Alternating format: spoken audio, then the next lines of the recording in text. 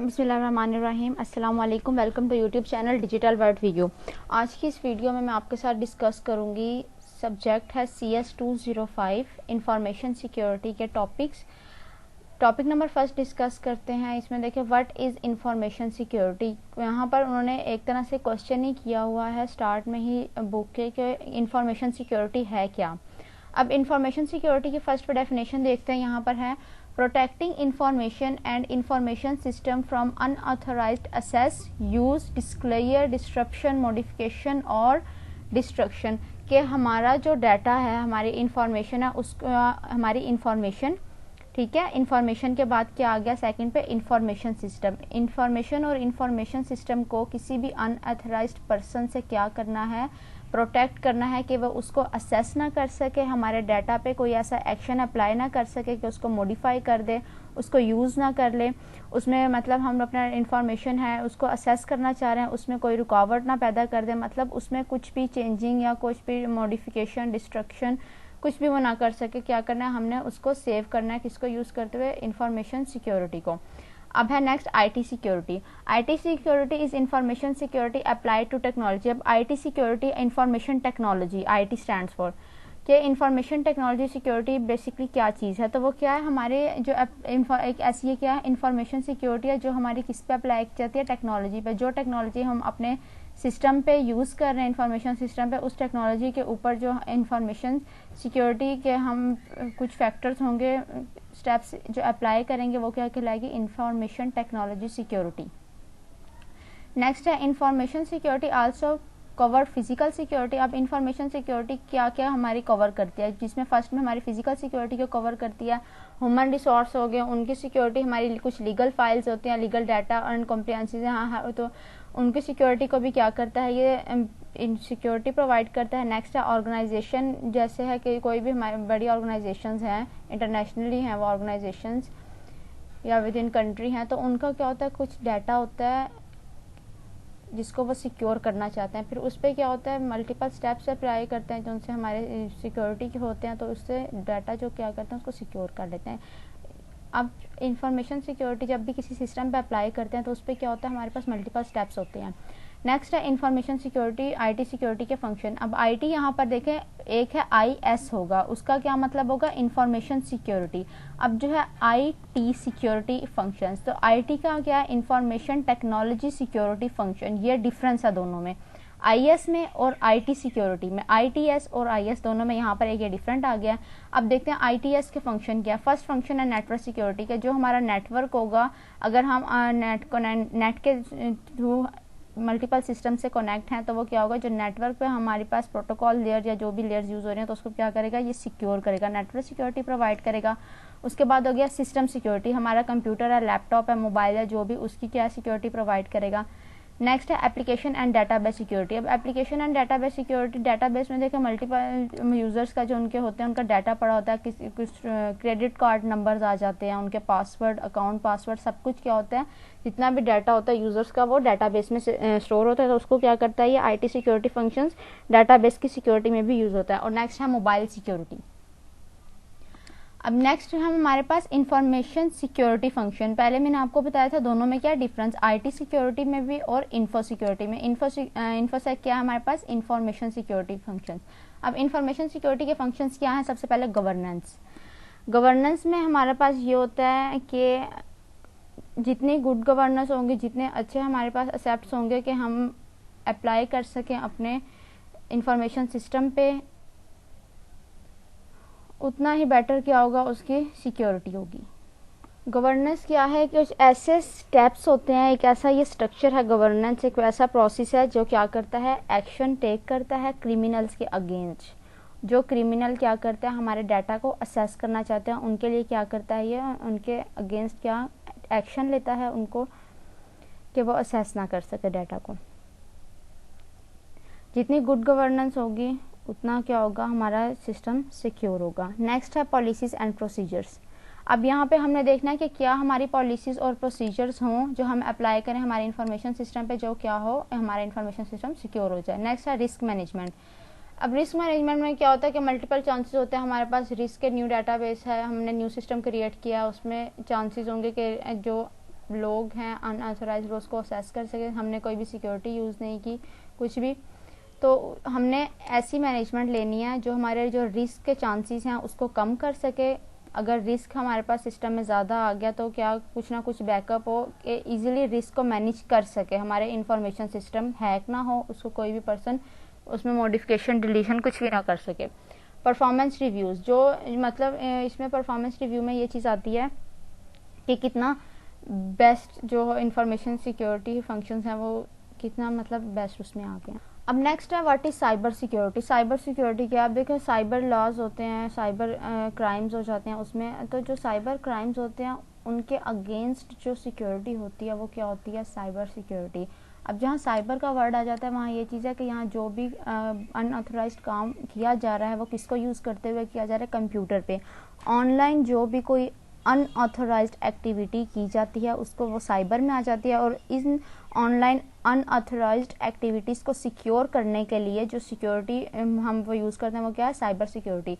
Precautions take to guard against unauthorised access of data in electronic form, मतलब electronic form वही online जो क्या होते हैं अनऑथराइज्ड असेसिंग ऑफ डाटा होती है हमारी। और information system to connect the internet, internet के थ्रू हमारी कोई भी वेबसाइट्स हैं, कोई भी हमारा सिस्टम है वो नेट से कनेक्ट है तो क्या होगा उस पर साइबर क्राइम मतलब अनऑथराइज्ड पर्सन जब भी ट्राई करेगा असेस करने के लिए वो क्या करेगा, इंटरनेट के थ्रू ऑनलाइन ही उसको असेस करने की ट्राई करेगा। उसके अगेंस्ट हम क्या यूज़ करते हैं, साइबर सिक्योरिटी के फंक्शन यूज़ करते हैं।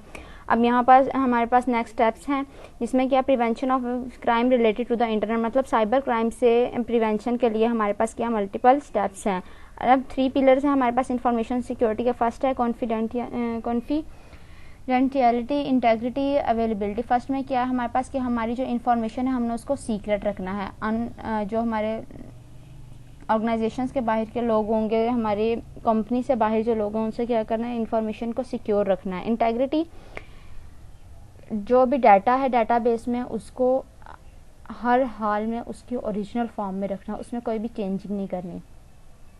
अवेलेबिलिटी की, जब भी हमें किसी भी इंफॉर्मेशन की या इंफॉर्मेशन सिस्टम की ज़रूरत हो, डाटाबेस से हमने कोई भी डाटा लेना हो तो हमारी वो क्या है, हर बार वो यूज़र्स के लिए अवेलेबल हो। ये मेन 3 पिलर्स हैं इंफॉर्मेशन सिक्योरिटी के। अब ये एमसीक्यूज़ में भी आ सकता है कि 3 पिलर्स कौन से हैं इंफॉर्मेशन सिक्योरिटी के, तो वो बताने हैं कि मतलब how many pillars of information security, इस तरह से भी ये क्वेश्चन आ सकता है। और फिर तीनों को सेपरेटली वो शॉर्ट क्वेश्चन भी आपसे पूछ सकते हैं या एमसीक्यूज़ में भी पूछ सकते हैं कि फर्स्ट इंफॉर्मेशन सिक्योरिटी में क्या होता है कि हमने अपनी इंफॉर्मेशन को सीक्रेट रखना है, सेकंड उसको उसकी ओरिजिनल फॉर्म में रखना है, थर्ड के जब भी उसकी ज़रूरत हो तो क्या हो वो ओरिजिनल फॉर्म में इंफॉर्मेशन या इंफॉर्मेशन सिस्टम अवेलेबल हो यूज़ करने के लिए। यहाँ पर जो है हमारा जो फर्स्ट टॉपिक था वो कंप्लीट होता है। नेक्स्ट डिस्कस करते हैं नेक्स्ट टॉपिक को, टॉपिक नंबर 2।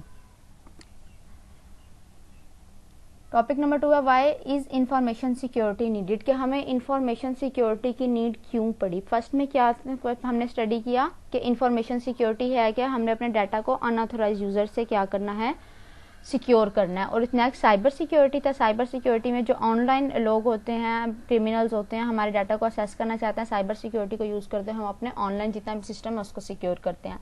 अब ये कि हमें क्यों ज़रूरत पड़ी सिक्योर करने के लिए सिक्योरिटी की, इंफॉर्मेशन सिक्योरिटी की।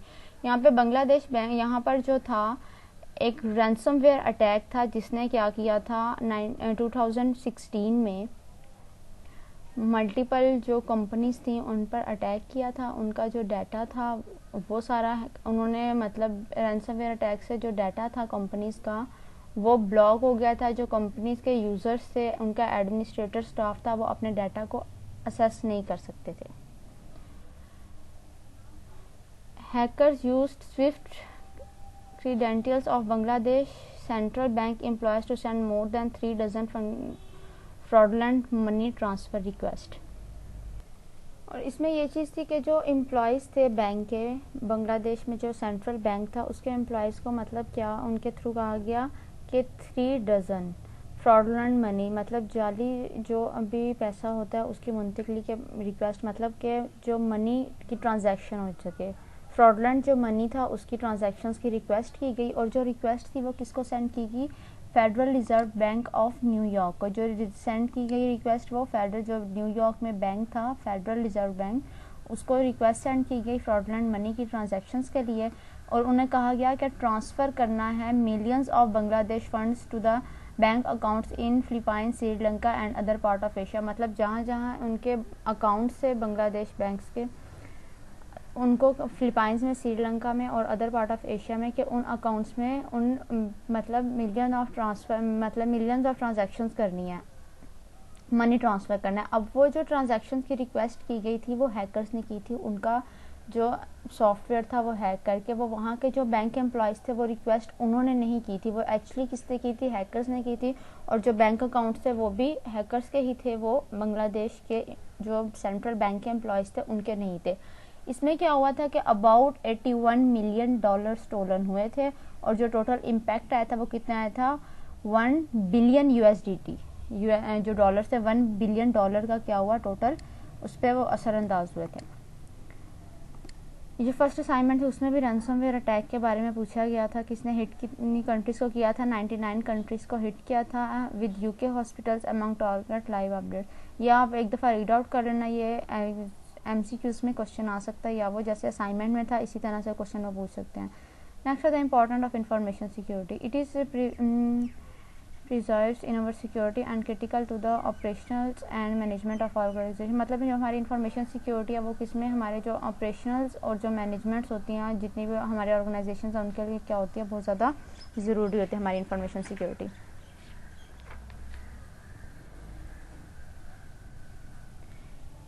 IT is an enabler for business and government. Personal information is vital for individuals to secure function in security information hold value। अब इसमें यहाँ पर जो गिवन पॉइंट्स हैं इसमें सिटी से पेपर में नहीं आएंगे, लेकिन इसमें क्या है, गवर्नमेंट के लिए या बिजनेस और गवर्नमेंट जो है उसके लिए क्या होता है, इंफॉर्मेशन टेक्नोलॉजी इनेबलर होती है। उसके बाद पर्सनल इंफॉर्मेशन जो हमारी होती है उसके लिए क्या होती है, जो इंफॉर्मेशन टेक्नोलॉजी है वो भी उसके जो फंक्शंस होते हैं वो इंडिविजुअल्स उसके लिए क्या होते हैं, मालूमात जो भी हमने इन्फॉर्मेशन गैदर करनी होती है उसके लिए भी ये इंपॉर्टेंट होती है। और नेक्स्ट इसमें इन्फॉर्मेशन होल्ड वैल्यू, कोई ना कोई जो सी इन्फॉर्मेशन होती हैं वो कंटेन करते हैं ये वैल्यूज़ पे। नेक्स्ट यहाँ पर एक हमारे पास डायग्राम है, importance of information security, 3 most commonly reported types of economic crime इन 2016। अब ये जो डायग्राम है ना, इसको मैं जूम करके आप लोगों को क्लियर बता देती हूँ। अब ये जो डायग्राम में यहाँ पर देखें, top 3 most commonly reported types of economic crimes इन 2016, इसमें जो है 64%, 32%, 24%। ये क्या है, ये MCQs के पॉइंट ऑफ व्यू से इम्पॉर्टेंट है, ये वो MCQs में पूछ सकते हैं। इसको आप लोगों ने देख लिया कि MCQs के पॉइंट ऑफ व्यू से इम्पॉर्टेंट है। इस वीडियो में ये डिस्कस किया मैंने topic number 1 and 2। Next video में मैं इंशाल्लाह डिस्कस करती हूँ नेक्स्ट टॉपिक नंबर 3।